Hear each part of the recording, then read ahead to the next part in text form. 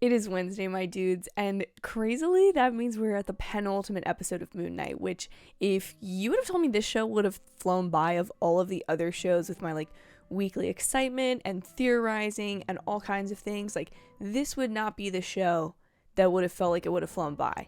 And, it's not over yet, but I can't believe that we're already almost to the end for a multitude of reasons, some being good and some being bad. So let's get into my review of the 5th episode of Moon Knight titled Asylum, or The Asylum. They're very straightforward with the episode titles for this show. Coming off of last week, the high of the twist, of the craziness of, was Mark imagining all of this whole time? Is he actually in an asylum? Is Harrow actually just a doctor? I like that we're kind of unraveling that backstory of Mark in a way that we still don't 100% know what's real and what's not. You could very much make an argument for both sides being actual factual, but there's not actually any definitive proof from the show itself. And that did make this week's episode extremely interesting to watch, because you're watching Mark learn about his past, Steven learn about Mark's past, kind of uncover some of these secrets, why the two of them are the way that they are, and how ultimately Steven was created as a figment of Mark's mind when he needed to escape tough things in childhood. This is such an interesting concept for a show in terms of exploring that, and Oscar Isaac is doing an absolutely phenomenal job just playing both characters. You can tell the difference immediately. It's crazy to see Steven, who we now know to be just a personality that Mark created within his own mind based on the movie character, seeing him process things. All of that is just really kind of deep and fun and complex.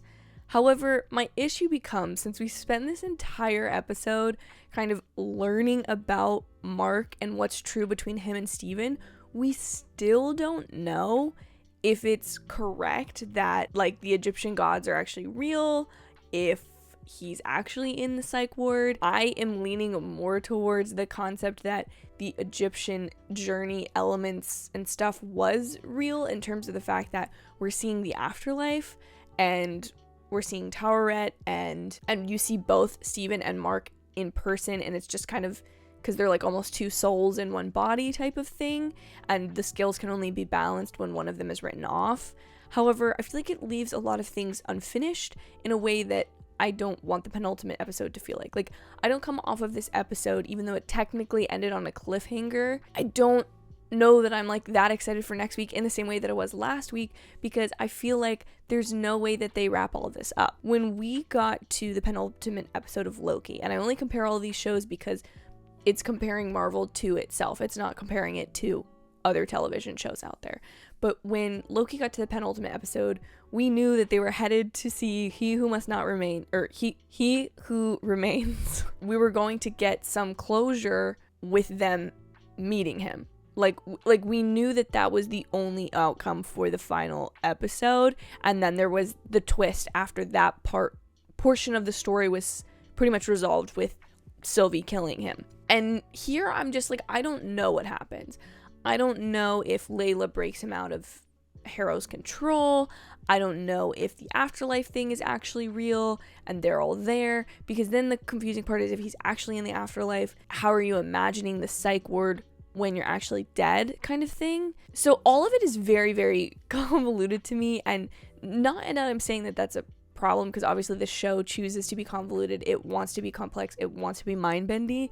But I feel like we're now in a position with the show where I don't know how it wraps up in a way, even for a season 1 to feel kind of complete and its own entry into the Moon Knight story. I feel like I'm still just very confused on a lot of things, and I feel like it's because the show hasn't really done a great job of pacing itself.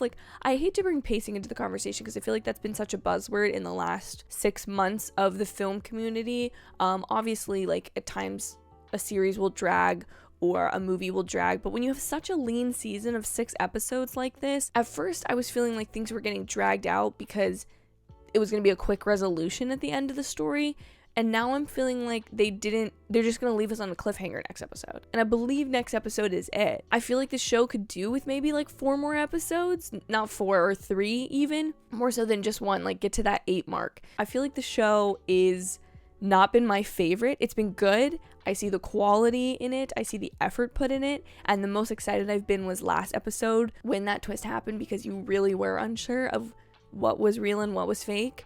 But now I'm like, I kind of don't care if I know what's real or fake. Does that make sense? Am I just cranky on a Wednesday morning watching the show? Maybe. But what did you think of this episode of Moon Knight? Please let me know in the comments down below.